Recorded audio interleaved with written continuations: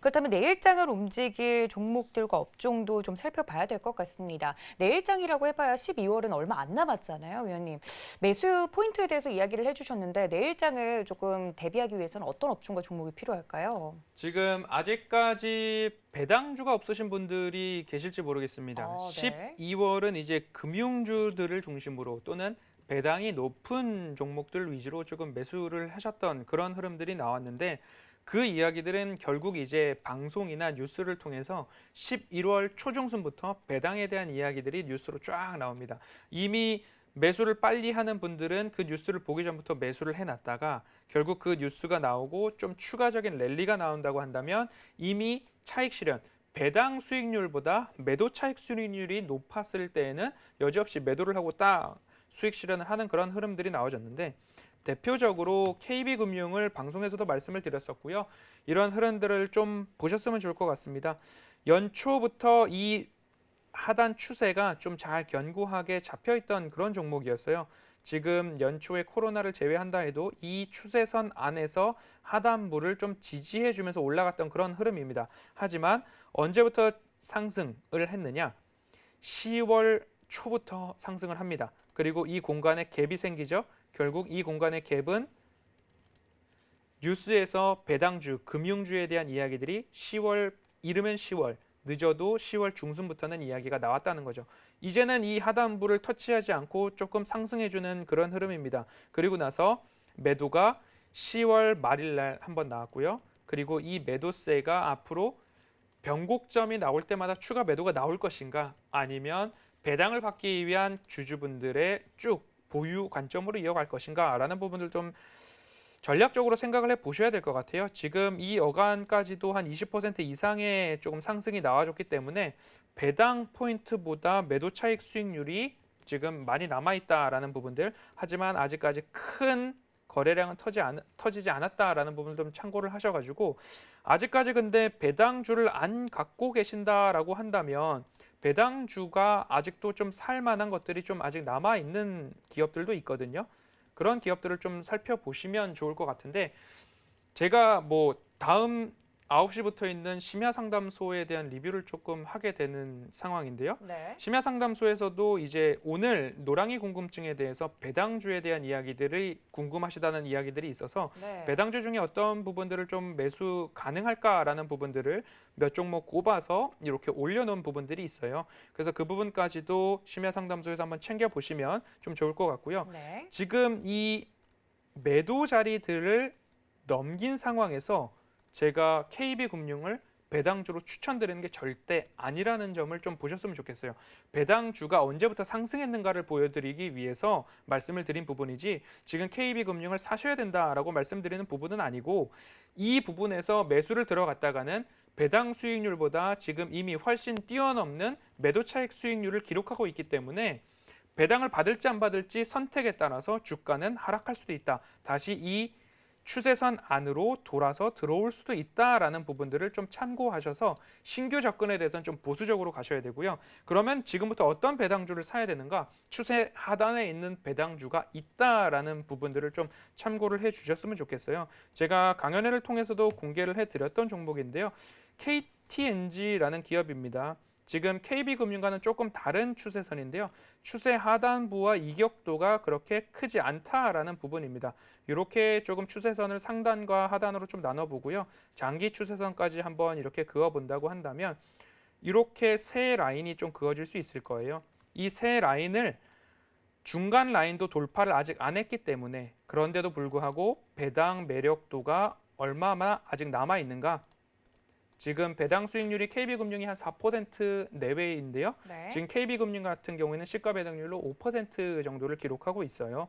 그렇기 때문에 배당주를 사신다고 한다면 이런 종목들을 좀 살펴보시는 게 배당을 받으셔도 되고 배당을 받지 않고 이후에 상승분, 매도 차익 수익률을 실현할 수도 있기 때문에 그런 부분으로 접근을 하셔서 나 아직 배당주가 없는데 라고 하신다면 배당주에 대한 부분도 좀 기대를 해보셨으면 좋을 것 같고요. 네.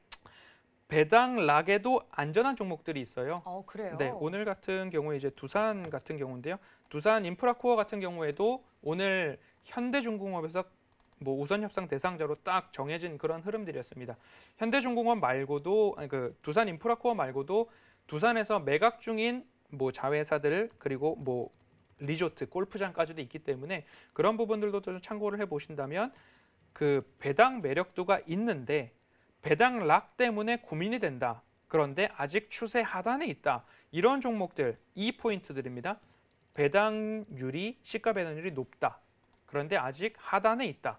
그런데 배당락을 막고서도 더 갈 수도 있을 여지가 있다라는 그런 이 세 가지 포인트를 좀 살펴보신다면 마찬가지로 두산도 이 하단부에서 상승하고 있는 이 하단부와 추세 하단부와 이격도가 크지 않다라는 부분들 그런 부분들 좀 참고를 하신다면 배당락이 있다 하더라도 장기적인 관점에서는 보유해 볼 만하지 않을까 배당을 받고 나서도 네. 그런 부분으로 좀 내일장으로 움직일 업종 12월 달에 우리가 준비해야 할 업종 배당을 주는데 장기적 보유 관점도 괜찮다. 그런데 추세 하단이다. 이 세 가지 한번 잘 기억해 보시면 좋을 것 같습니다. 알겠습니다. 아직도 배당 관련된 종목이 없으신 분들에게는 조금이라도 관련된 종목들 배당락이 없는 종목들도 있다고 하니까요. 그런 위험도에서 조금 벗어난다고 하면 배당주도 충분히 매력적으로 느껴질 수 있을 것 같습니다.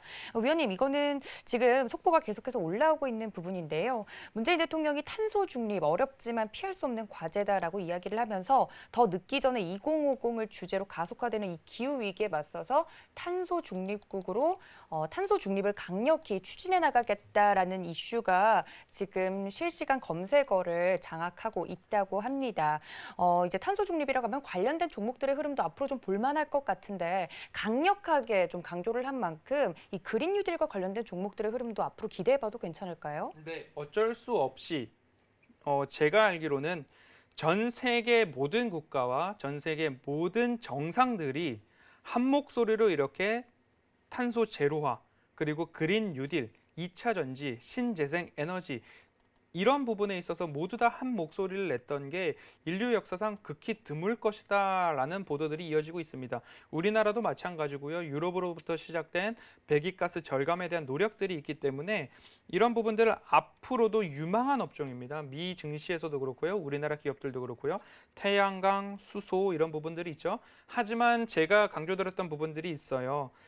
뭐 예를 든다면 전기차 관련 부품을 제조하는 회사라고 해서 주가가 크게 올라가는 모습들이 나옵니다. 하지만 전기차 제조와 뭐 그린 뉴딜 이런 부분들로 나가는데 원래 전기차에 들어가는 특수한 그린 뉴딜에 특화된 부품을 납품하는 업체인지 아니면 기존의 디젤 엔진이나 가솔린 엔진에 들어가는 부품을 납품하는 업체인지 동일한 부속이지만 전기차에도 바퀴가 있고 가솔린 디젤 엔진에도 자동차에도 바퀴가 있잖아요. 그런데 바퀴 업체가 우리 그린 뉴딜 그리고 신재생 에너지 앞으로 수소차 대장주야라고 얘기한다는 건 조금 어폐가 있다라는 부분이죠. 그렇기 때문에 수혜주라고 해서 어떤 부품이 수혜에 해당되는지 그 기업의 생산 관련도가 얼마나 높은지 그런 부분들 좀 참고를 해 보셨으면 좋을 것 같아요. 네. 그리고 제가 뭐 수소 이야기가 나왔으니까 아유, 뭐 그 신재생 정도는 에너지가 또 나왔으니까 제가 어느 종목을 얘기를 해야 되겠습니까? 제가 맞춰보도록 하겠습니다. 바로 현대 로템인데요. 현대 로템 네. 오늘 그래서 잘 갔을까요? 현대로템이 엉덩이가 무겁습니다. 그런데 제가 뭐 오늘 제 개인적인 견해로 말씀드리고 그간의 좀 흐름을 본다고 한다면 적어도 15,000원 언저리는 지지를 지속적으로 해주고 있는 모습들이에요. 그렇기 때문에 그 부분을 좀 투자 포인트를 삼으셨으면 좋을 것 같고요. 15,000원에 사셨다가 뭐 16,000원 넘어간다고 파셨다. 그런데 16,000원을 뚫고 슈팅이 오늘처럼 나온다라고 한다면 현대로템을 다시 못 잡으실 수도 있는 날이 올 수도 있을 것 같습니다. 이미 연기금에서는 굉장히 많은 물량을 사고 있고요. 그리고 외인들도 오늘 같은 경우에는 굉장히 많은 기관들 자금 그리고 외인들 자금이 오전부터 어마어마하게 조금 쓸어 담는 흐름들이 나왔습니다. 그렇기 때문에 이러한 이슈들 제가 현대로템을 언제까지 갖고 계시자라고 말씀을 드렸냐면 신도시나 우리 집 주변 내가 다니는 길목 옆에 저기 수소 충전소가 생기나 보다 라는 부분들이 좀 생겼을 때 이 부분 현대차의 주가는 어마어마하게 상승해 있을 수 있다라는 부분들 좀 참고를 해 주셨으면 좋겠습니다. 그렇기 때문에 현대로템 같은 경우에도 모아가는 전략으로 가시는 거예요. 15,000원 하단부에 제가 라인을 굵게 적어놨는데요. 그 부분까지 이제 다시 터치를 할까에 대한 부분이네요.